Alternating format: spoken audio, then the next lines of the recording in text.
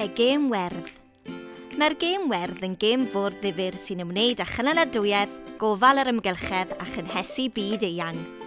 Mae'r gêm werdd wedi anelu at blant a phobl ifanc rhwng 7 ac 14 oed. Mae'n addas ar gyfer 2 i 4 o chwaraewyr. Wrth daflu dis, bydd y chwaraewyr yn symud eu conteri i fyny'r bwrdd ac yn rasio am y cyntaf i gyrraedd y brig.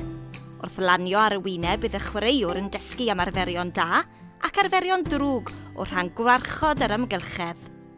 Os byddwch yn glanio ar arfer dda, bydd eich sgôr yn cynhyddu.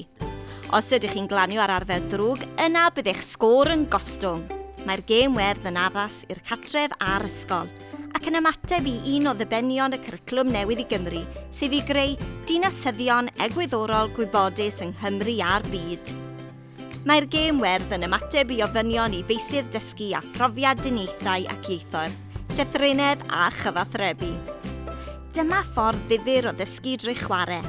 Gêm sy'n rhoi cyfle iddyn nhw ystyried sut y mae pob un ohonom yn gallu helpu i warchod yr ymgylchedd, a hynny'n bersonol ac o fewn ein milltir sgwâr. Mae'r gêm hefyd ar gael yn Saesneg dan y teitl The Green Game.